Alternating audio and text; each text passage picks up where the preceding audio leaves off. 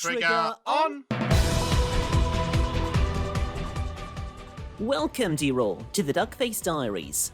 We are a World Trigger read-through podcast aiming to discuss the World Trigger manga, volume by volume. I'm Wensleydale Cheddar. And I'm HOVIN with an 8th, and this month with an 8th. God damn it, I said it again. I am once again HOVIN with an 8th. there's an 8th more HOVIN in this podcast. This month we'll be looking at another section of the Border Briefing File data book, which includes the C ranks and the Border Development section. I do love the fact that, if only Grail was on this recording, but because then he could be HOVIN the 8th and Grail 9. That would be perfect. All right. We're going to take a look at the border development section to brush up on all the elements that make up the world and the power system of the series. So, yeah, if you find yourself a bit confused by all the different weapons, side effects, and so on, this is the section for you. Yeah. Before that, we'll start a few pages earlier, the tail end of the Ajans section, with the border service regulations. So this page gets across all the rules, the 3 rules border agents must go by. First of all, it is forbidden to use triggers on the general public, which is bullshit, because Miwa just gunned Yuma down the moment he thought he was a neighbor, which wasn't confirmed, in fact. Also, I thought that Trine weapons don't hurt non-Trine bodies. And then it is forbidden for border agents to fight amongst themselves. Then it is forbidden to hand over triggers to civilians. And of course, they forgot the rule number 4, no decking the PR director in the face like Kageura did.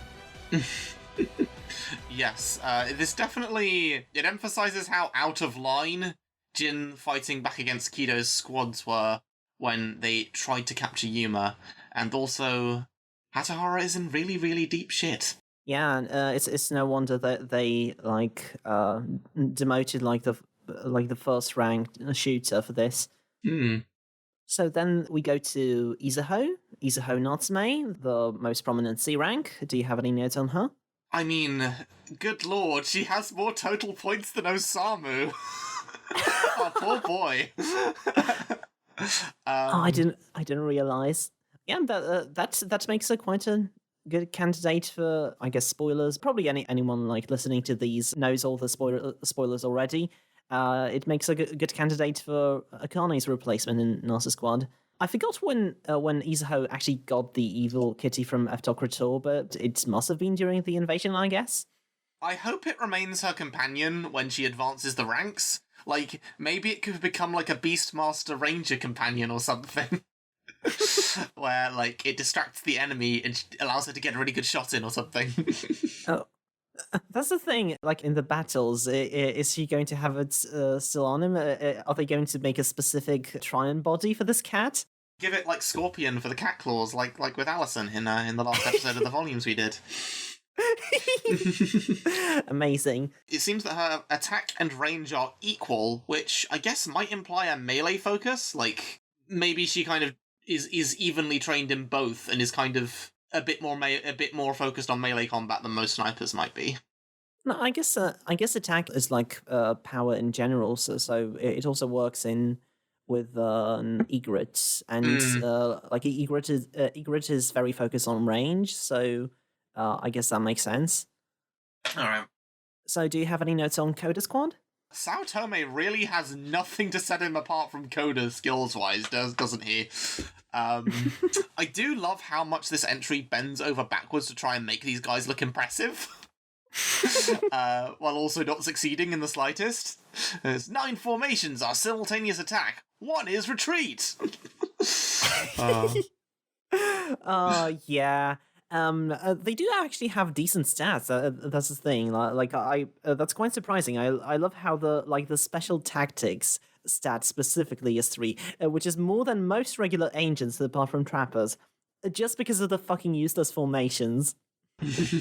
I didn't know that you can only register as a squad when you reach B rank. It doesn't really say so. I tried, but otherwise they would have done so already, right?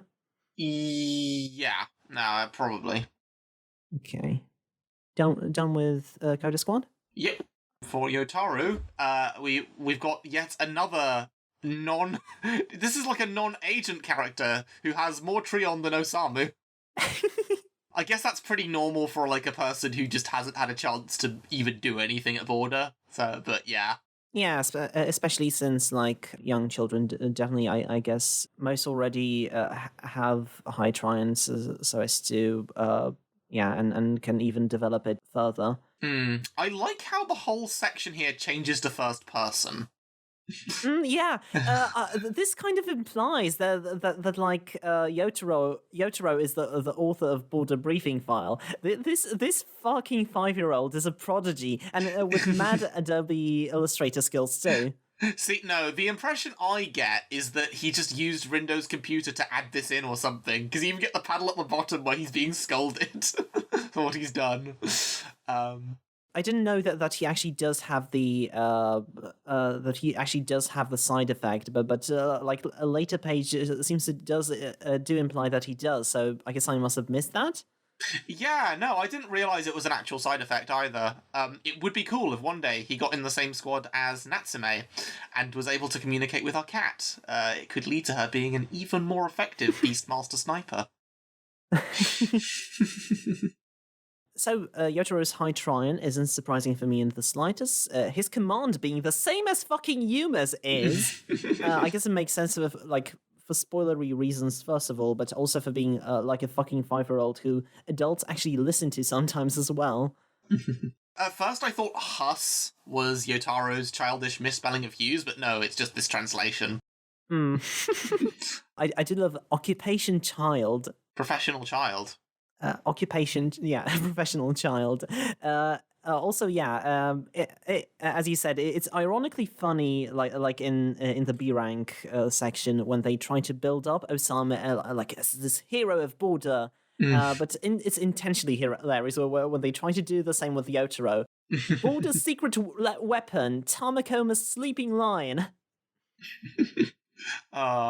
You know, I shouldn't have like studied this while in the middle of planning D&D characters like progressions, because I've got so many notes along the lines of riding Maijimaru adds to movement speed greatly, but requires a low DC Constitution stage save to avoid falling asleep. Okay, so then we move on to the Border parameter rankings, which that's a lot of numbers. A bunch of interesting ones though. I didn't know that Kage was the fourth rank in attack, in the attack parameter. I wonder which rank attacker he would be in the current rankings. I imagine maybe his penalties may come into play here. I don't know if this was like the part of his punishment for decking Netsuki in the face. Yeah, there's also Rindo having big Treon energy is pretty interesting. And Ninomiya is the only shooter in the top 5 of attack. I think that's probably one of the rare cases of the Treon levels compensating so much for a ranged trigger's natural weakness of like raw attack power over melee triggers. Yeah, definitely. We do get some focus on that in the next section. So Azuma and Shinoda tie for command. I didn't expect Azuma to like command the same respect from the agents as like the commander of the whole, well, not commander, border director, like of the whole base. And many others of the same rank for a bunch of the categories suggest to me that the bottom spot of each of those particular lists aren't very noteworthy. There's maybe like a close competition and that they're not like that outstanding. I guess there's Shinoda, Azuma, and they had a bunch of Shinodas and Azumas in the rankings already. So they kind of just want to copy that. So Yuma's abilities are very like so understated these days that I keep forgetting that oh yeah, he's a speed expert and like he's number 2 in Border that at this point. Christ on a cracker. Yeah, what was it? So yeah, for mobility, I think similar to defense support, there's 3. It's quite competitive with 3 very clear contenders for second place. Konami placing is interesting. The mobility isn't as spotlighted in her fighting style as much as the others in her top 4.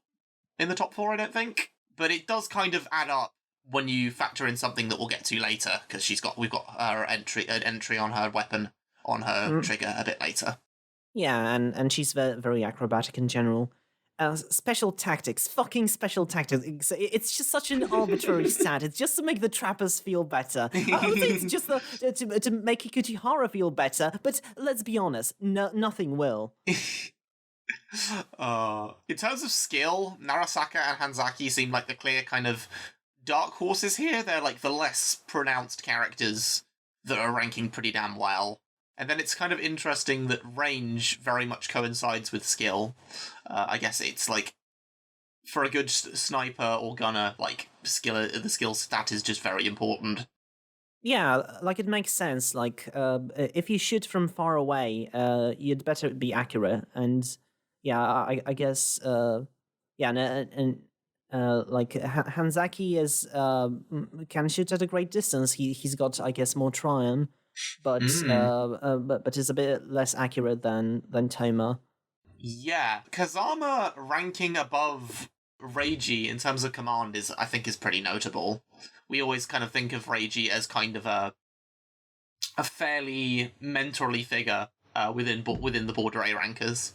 And it also shows how much like Kazama's character kind of evolved from the beginning of the series, because like in the battle against Jin, it was definitely Tachikawa being like the general commander.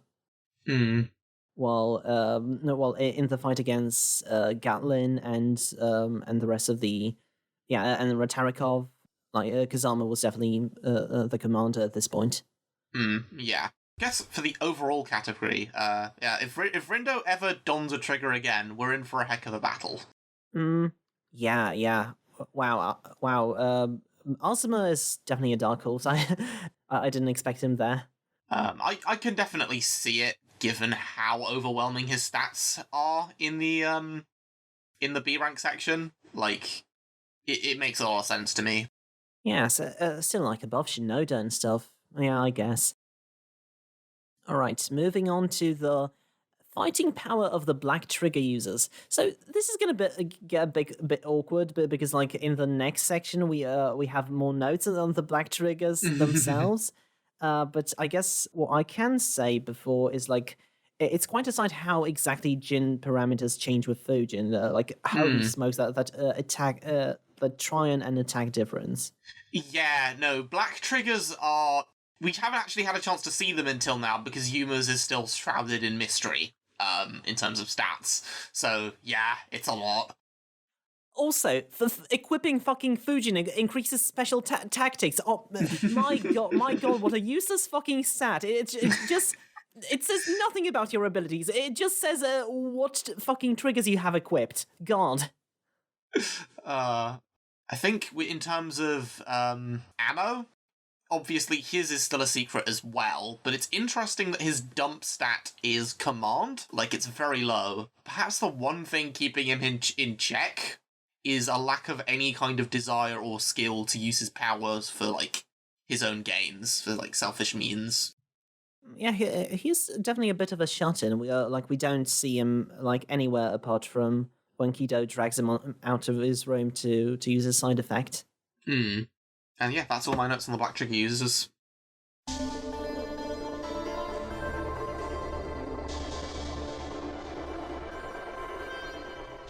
Alright, so now we get to the border development section proper, and then we're going to take a look at the section called Neighbours Special Management Office, where we recap the characters from the other worlds.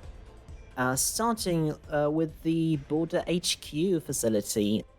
I don't know why I never saw the imagery of a castle in it before, and I like that it's described that way. It parallels nicely with the neighbouring worlds. Yeah, definitely. We do have like buildings like that in Poland, like kind of just one bit is stylized to look like a castle tower. In real life, it looks a bit shit to be honest, but still.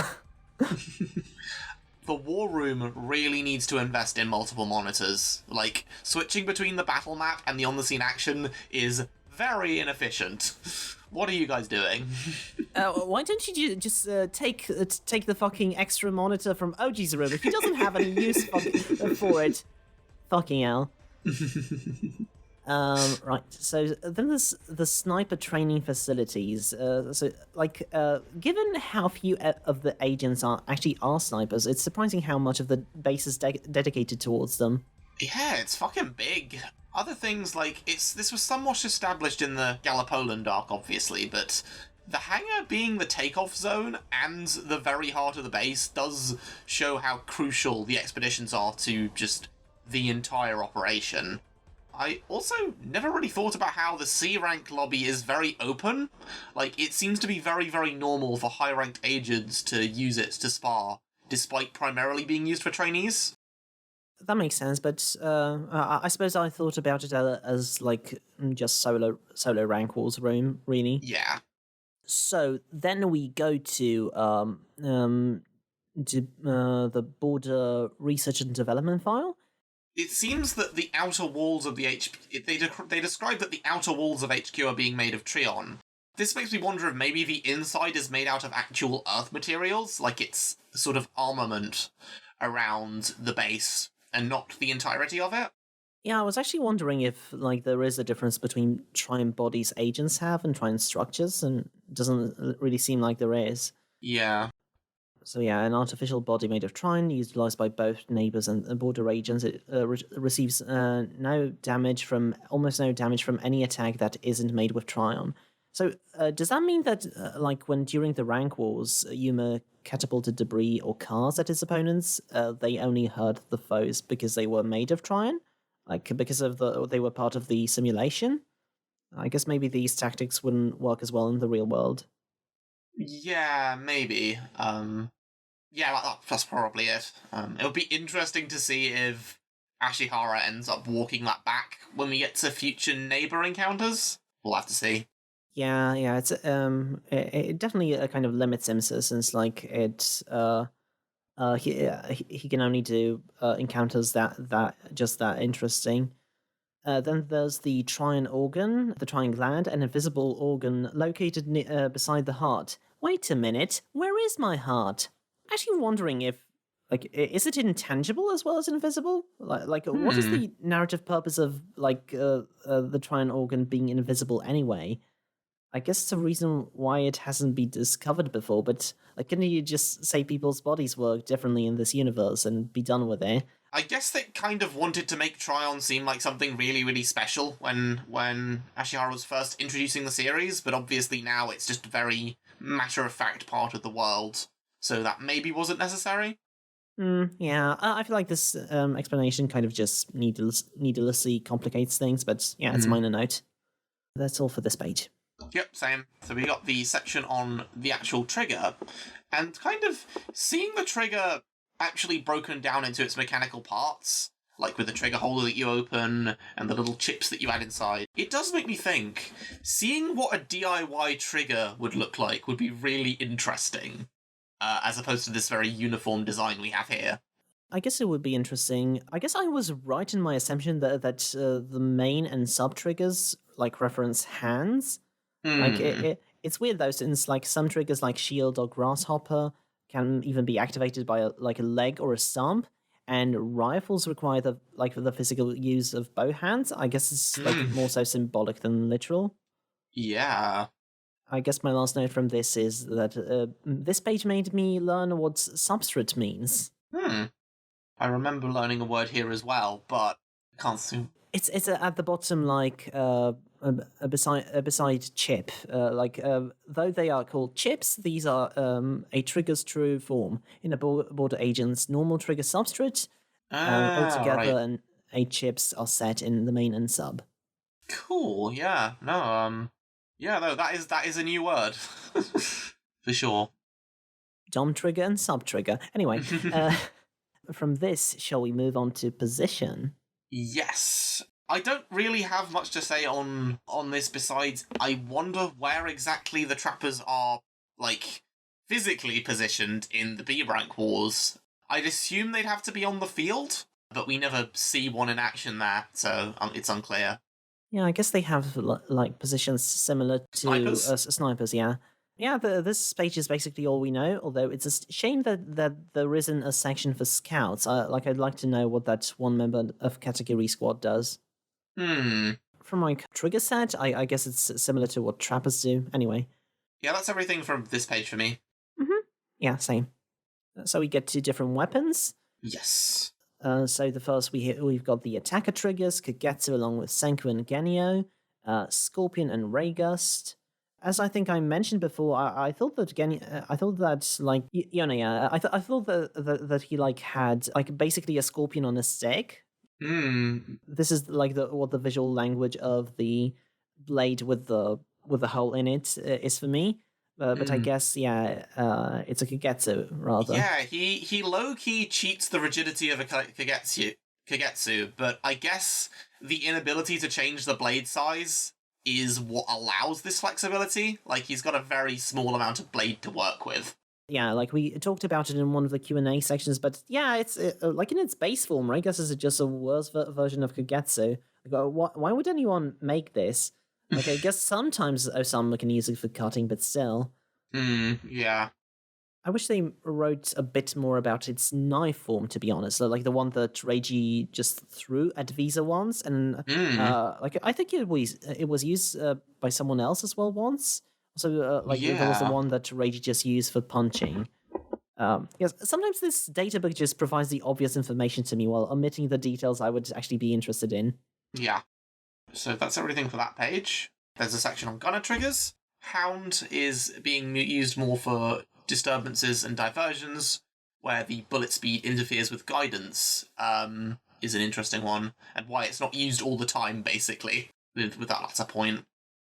Yeah, there's actually a really useful note. Like even in the battles with Ninomiya, where Hound was really important, we don't learn about the 2 types of guidance. We do learn about like the different levels of guidance, though.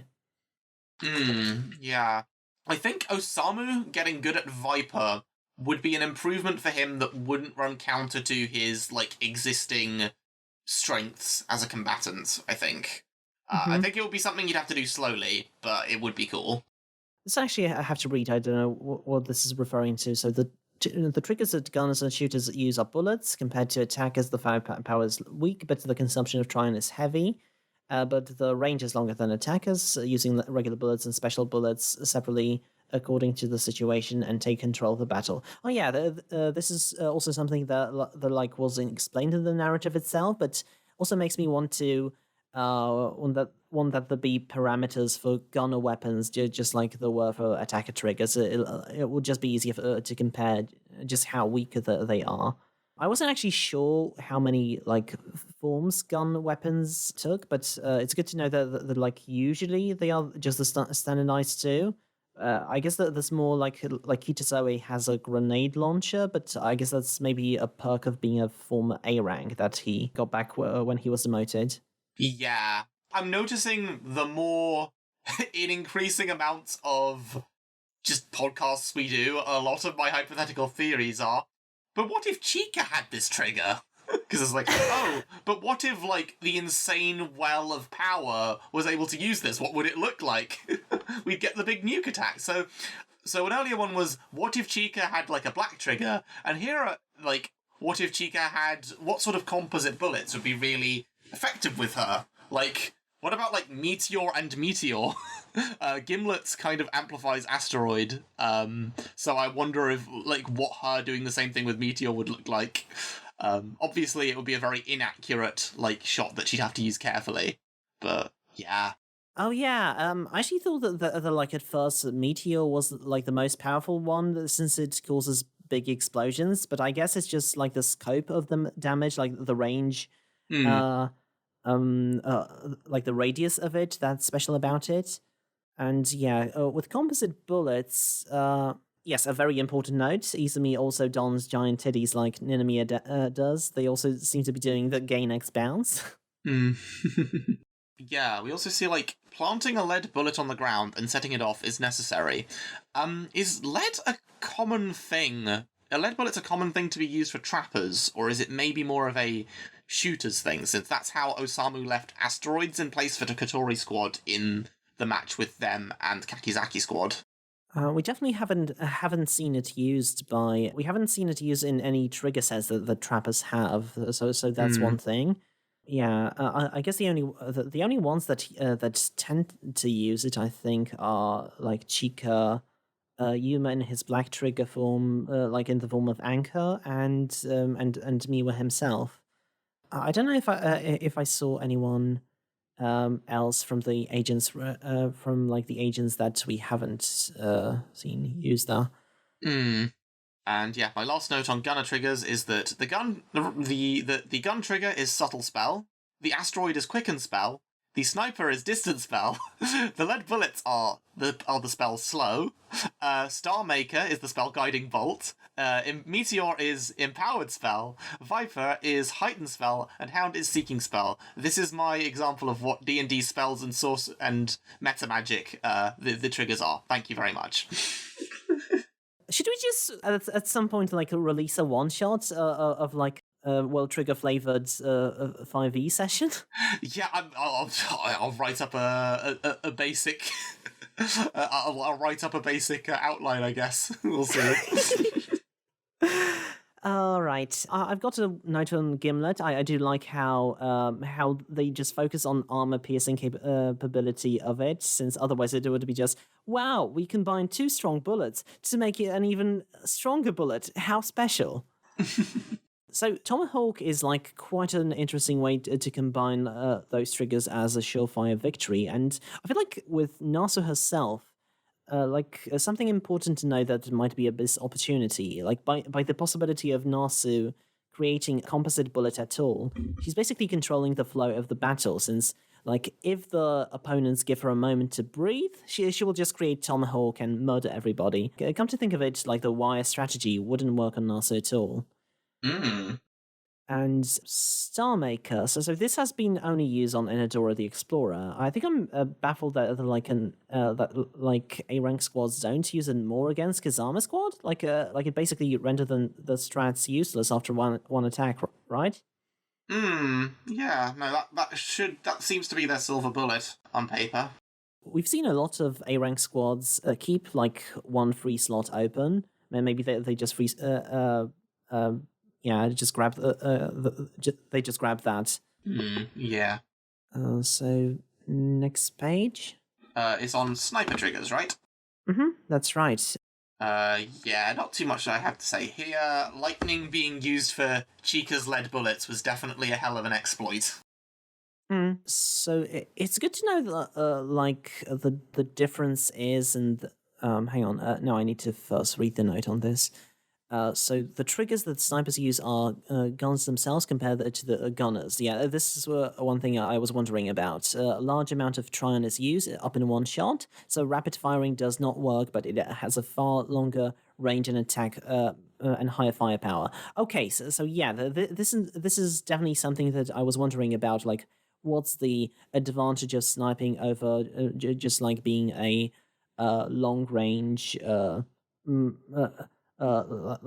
Just being a long range shooter or gunner, which definitely seems to be like more overwhelming in battle. But yeah, I guess that this makes total sense. They have more attack power, and I did wonder why the weapons are guns while shooters have bullets, but I guess the Trine shells are constructed for entirely different purposes. Even though the egret is the most balanced, it also kind of seems badly balanced, to be honest. Like, if the range is highest with it, why is the speed so high? Isn't the general strategy to, like, not get noticed with it? You should just switch to lighting if someone gets up close. Yeah, it's definitely, it's an odd combo. Then we have the defense triggers. Do you have any notes on those? Yes, so seeing the vision obscuring downside to Escudo taken full advantage of in a future battle would be quite welcome, I think. Facts like someone being like, okay, they're defended, but they don't know what I'm doing, so I can do some really screwy shit while they're blocking me. The description of Switchbox makes me actively angry at it. It what really do you mean? doesn't. It does not tell us much. It can make it can do many things depending on the situation. Give me some fucking specifics. Prove you have some bloody worth aboard the briefing file. Give me something I don't know. Then there's the Tamakoma branch, specially made triggers. The inefficient Trion output of Sogetsu is the thing I mentioned earlier, which I think explains why it's advantageous for Konami to be so mobile. Like, she needs to be able to get around quickly in order to get sufficient use out of it. This hasn't really been spotlighted at all in the battles we've been shown with her, though. All of those things are basically like after triggers. Is that they are very powerful, but they have very specific and have one purpose, and all of those are basically like a power boost that deplete a lot of Tryon. Next. Yeah, we got the section on option triggers. Chameleon can't activate simultaneously with other triggers. A good clear downside. The teleporter still sounds OP as hell, though. There's not really many downsides to this. Yeah, I kind of retract my defense from like the Volume 3 recap. I thought this was teleporting like a short distance, but apparently it's like tens of meters, and that's quite a lot. Like maybe it consumes a lot of Tryon. I guess that would make sense, since like otherwise Kitora would be using it as well. Next. And after that, we've got the segment on black triggers, where the inability to bail out means that in a match with the user, if that user is eliminated, they are stuck on the field.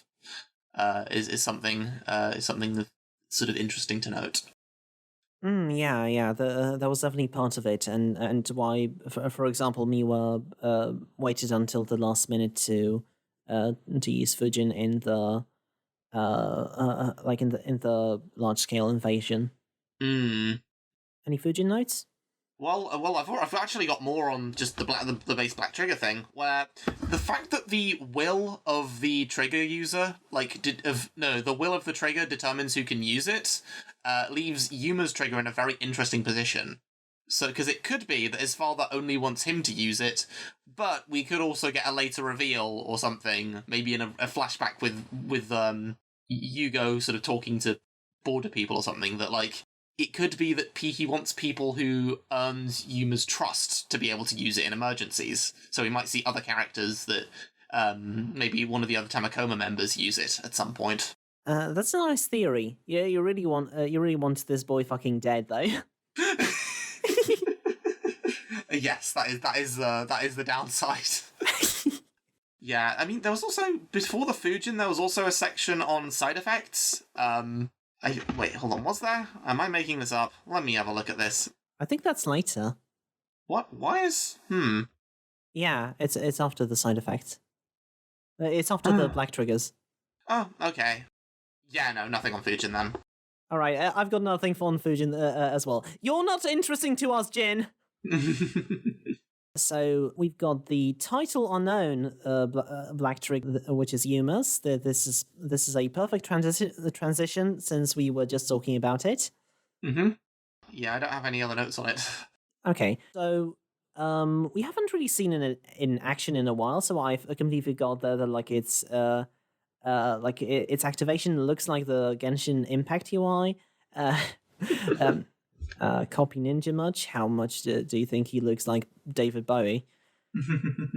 I do have a bit of a question that I kind of answered with the later notes. So this concerns like overlapping and composite seals. Yuma has a bunch of seals that he can use, or which he copied from like other triggers he noticed.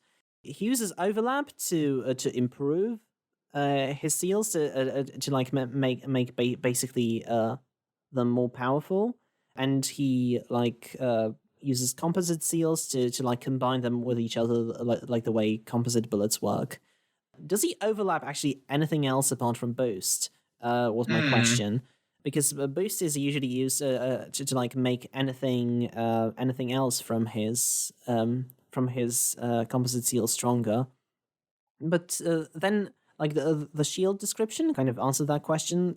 It says by using the overlap seals, the area of defense widens, and a composite seal with boost enhances defensive power. So I guess if you want a concentrated one, then you use boost. If you want a wide one, you overlap shield. Okay. Yeah, and then obviously there's also the fact that Bolt used together with other seals can make it so that they reach opponents far away. with their effect. All right. So side effects?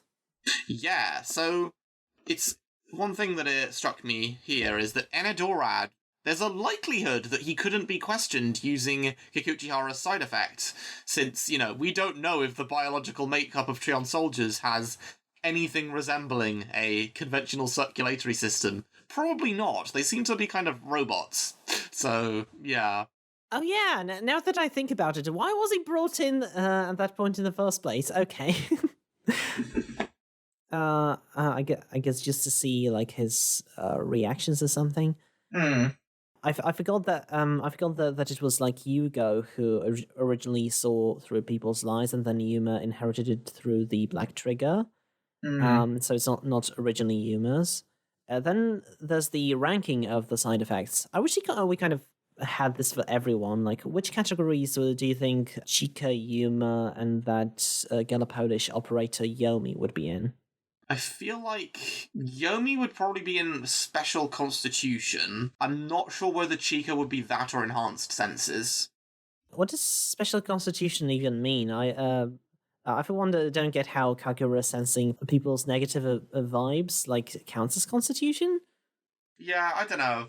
It's a strange word to use. I guess just kind of think of it as sort of the. Yeah, no, actually, I've got nothing. I don't get it.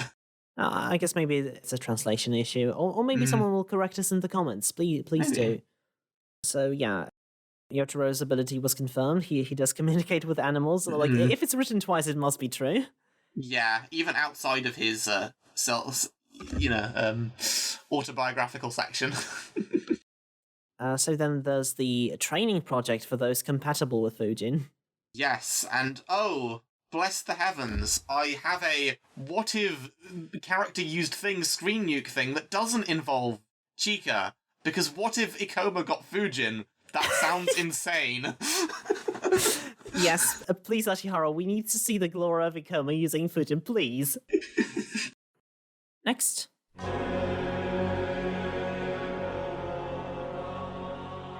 Okay, so moving on to the section on the Neighbourhood. So yeah, we start off with the Neighbourhood Express report, where the Eternal Night highlights the lack of stars. So I wonder if the planets have some other means of generating natural light in the Neighbourhood. Like maybe like a tech, or maybe a kind of glowing rock or something. Or maybe light just works differently here because they're made up physics and you can do what you want. Yeah, I guess a Trion wizard did it. That's the explanation.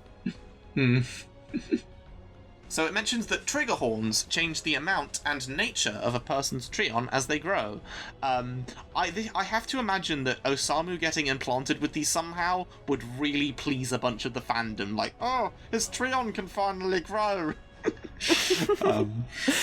I do actually have like a very long note on Afto. So okay.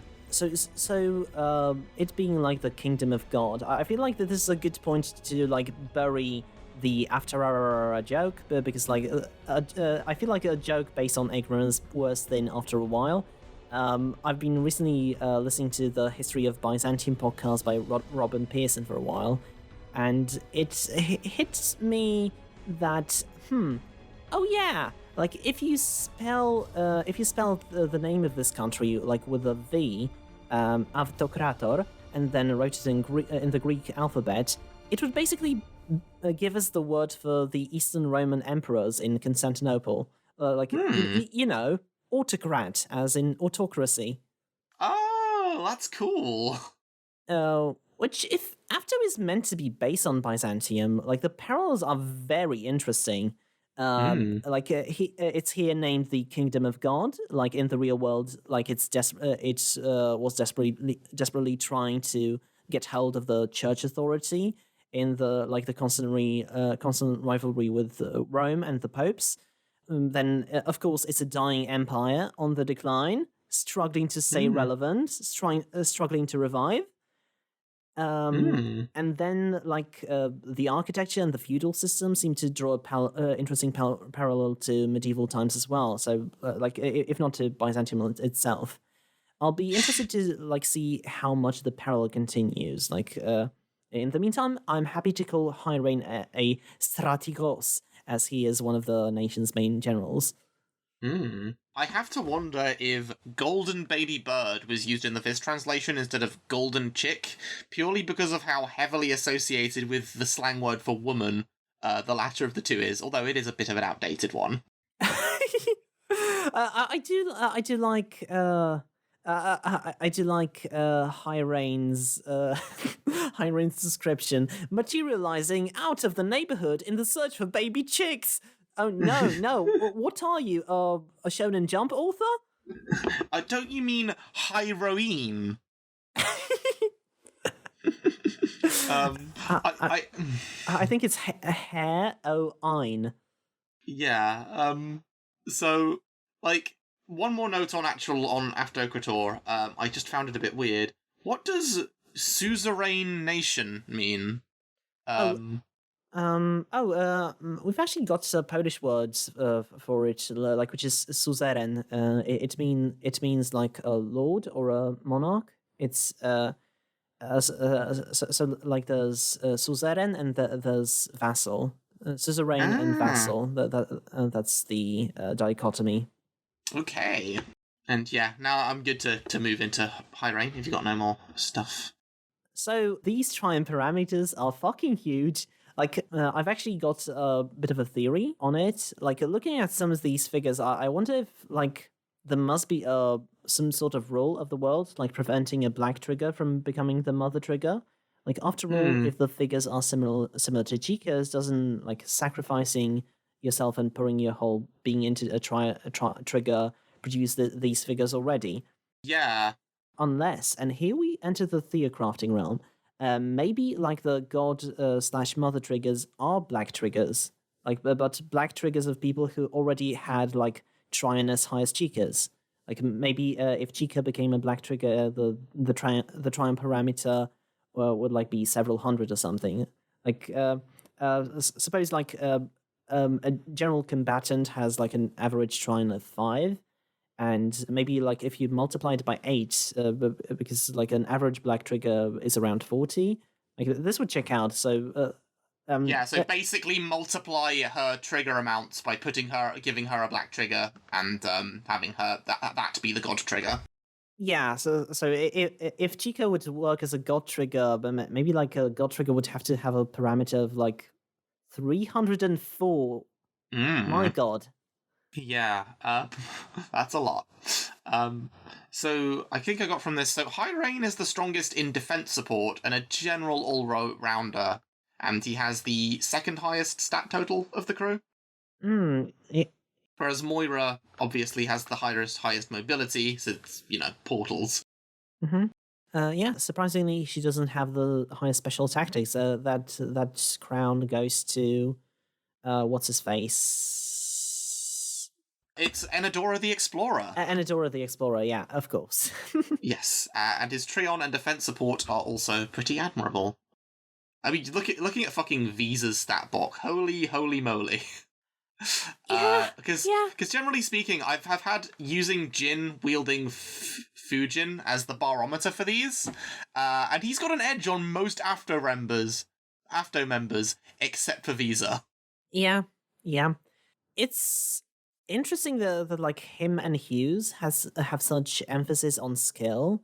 It would also like they've got higher skill than all of the other all the other after combatants, and so in Hughes's case it makes sense how given how multi-purpose his trigger is, and also like his skills being so even. But also him having so much emphasis on skill itself. It kind of mirrors like being an apprentice to Visa. It also, like, these entries definitely throw into context of, like, how powerful is Yuma's Black Trigger, or is it the fact that he used it with a lot of ingenuity? Is that kind of an element to how he got the upper hand over Visa? Definitely. Obviously, we don't have any stats for it yet. Visa looks much older than 66, wouldn't you say? I mean, I feel like so many World Trigger characters are like, you could age them up and I'd believe it.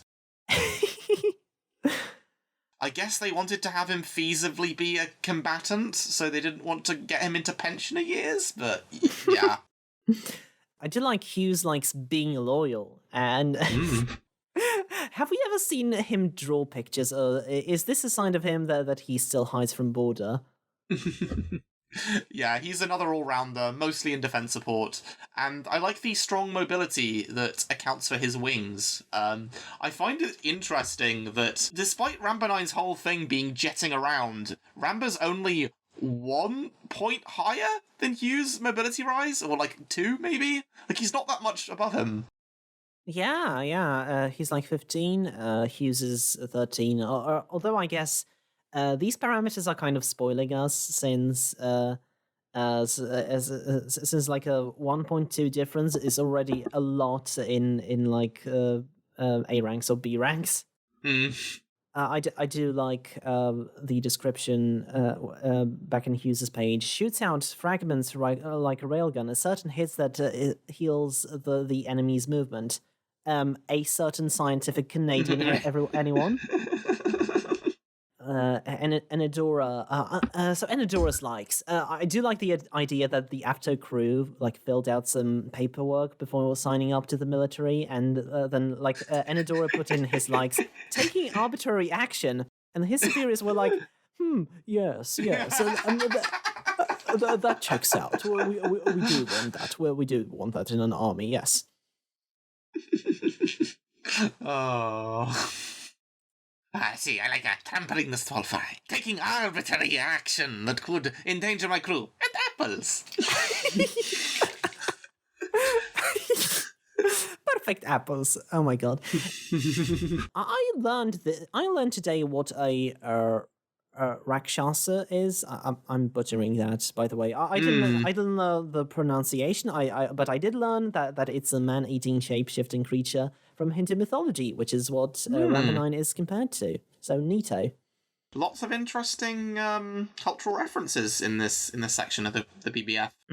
I think, likes formidable opponents, meat, and alcohol, this Rambo 9 is Warrior Man McBarbarian to a T. This guy and Iskandar from Fate Zero would get along handsomely. Definitely. And he has... Would Enidora be like his waiver, or would that be? I mean, Enidora is a bit of an El Meloy, really. He's a bit of a Caneth. I think, yeah, and also Rambo has better attack than all besides Visa, though he's still shy of Jin, who's at a 24. Yeah. Wow. I guess this is with a normal, albeit like horn trigger. So yeah. Albeit not albeit. What am I talking about? Then there's Gallipoland. Not many notes on them since like it still was the start of the appearance when BBF was being compiled. It was clearly written with the half-finished arc in mind. I guess the only thing of note to me is why Yomi isn't being shown with operator parameters. I know he can technically count as a combatant, but I would like to see how much through the roof his parallel processing is due to his side effect.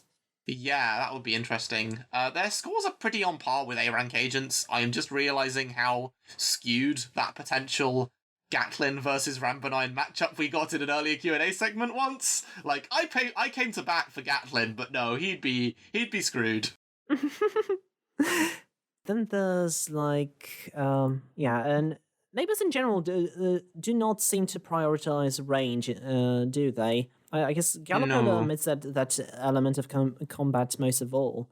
This is perhaps like the undoing as the army of Idras is completely demolished by sniper fire. Ratarakov's command being just shy of Gatlin's is a nice touch. He's tied with Koskaro, but yeah, I like the fact that kind of it's subtly implying that, like, this guy does have some leadership abilities, just he's not that experienced compared to the veteran fighter. Yeah. Then there's the serious trigger user who does not want to go on a date with us. No date. Which is a shame. I actually have one more on Gallipoland, which is that Reggie has the weakest stat total because of course. Of course. So yeah, then there's the unknown mysterious trigger user who is shrouded in mystery. I do hope that they are not Armo, but I do maybe hope that Armo has a very similar trigger to them. So when it's finally revealed, this will maybe have some payoff. Yeah. Anything else on those 2 pages? Nope. So I didn't realise the Rads passively gathered Treon for gates from civilians whenever they're deployed. That's a nice little feature. Oh, yeah, I think that was discussed in the volume itself. I, for one, forgot that like Bamster was specifically designed for capture. Yeah. I do find the amusing nature of the wording, like expecting you to refer to the caption underneath the banders. Because if you're just reading it on its own, it's like, that bombardment. And it's like, oh, which bombardment? That one.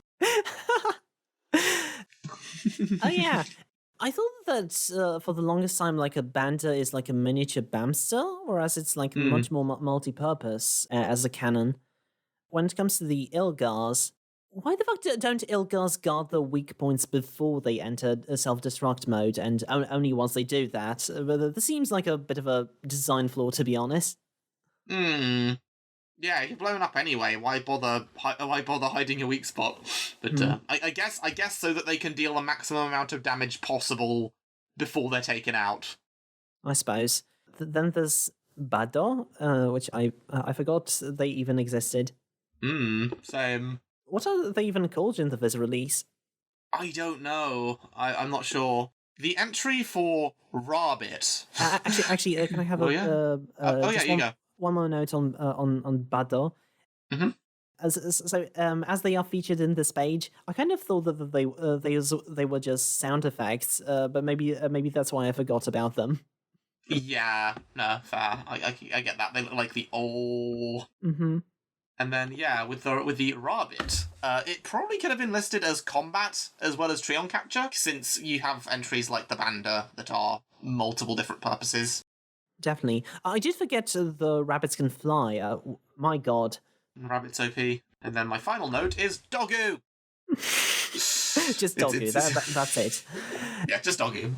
Alright, and I guess my last note is that Hydra should be read exactly like Hydra, but dropping the H. So it's basically a Cockney Hydra.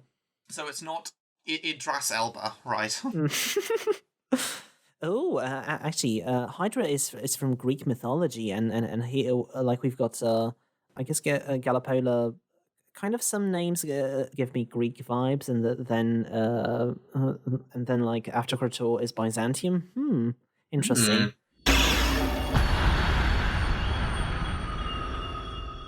But yeah, I guess that is going to do it on the 3rd episode of our Border Briefing File recap, and this episode of Duckface Diaries to boot. So you can listen to us on so many podcast hosting sites: Anchor, YouTube, Spotify, Apple Podcasts. You know what? Wherever you listen to podcasts, I should just say whatever everyone else doing podcasts says. Patreon.com/Wensleydale Cheddar is where all the links are. Everything is in the pinned post. That is also what helps me pay the bill, so if you want me to devote more time to making the show better, consider supporting me there. In return, you can get your name in the YouTube credits or a World Trigger Duckface avatar. Plus, you can help me reach more ambitious goals like reviving World Trigger Abridged.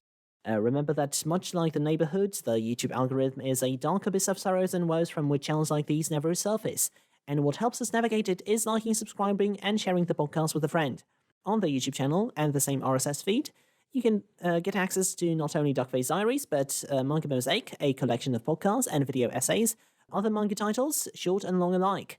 On the same channel, you can find the introductory episode of Podcast Mon Adventures, our new retrospective where we cover the Pokemon special manga arc by arc, along with the host of the Pink Ale Pod, Henry Kathman. So, Hovin, where can people find you? You can find me at Hovin with an H on YouTube, where you can find a variety of podcasts and meme videos that I've done quite a while ago now. The most recent one the most recent HIDEAWAY episode being on Attack on Titan's ending, which is still not there yet for anime fans. So I guess I guess that's just an evergreen topic for like 3 years in a row. Oh yeah, that's still relevant. You should like put that out on Twitter because, my God. Yes. And once again, you can find all the links to that in the description or in the pin post at patreon.com/Wensleydale Cheddar. Oh my God. Send us emails, questions, comments, suggestions at wensleydale012@gmail.com or follow us on Twitter at Duckface Diaries or individual Twitters at WensleyCheddar at Hovin with an H. A sincere thank you to Milo Jack Sillett, who composed our ending theme, an orchestral rendition of Giri Giri, the first opening sequence for World Trigger. You can find his work at soundcloud.com/MiloJackSillett. And a sincere thank you to James the Welder for stepping in to edit this episode of Duckface Diaries. He did a bang-up job editing this pod, so definitely support his podcasting endeavours. You can find him on shows such as the Kicking Stones podcast, a fellow read-through covering Dr. Stone, Deal with the Devils, a retrospective on iShield 21, Yada Yada Yada, a podcast about nothing, and of course he is a frequent guest on the My Hero Academia podcast. Give his stuff a look, it's well worth it.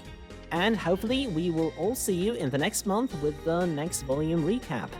So this was the third episode of the Border Briefing File recap, and as always, it's time to Bugger off!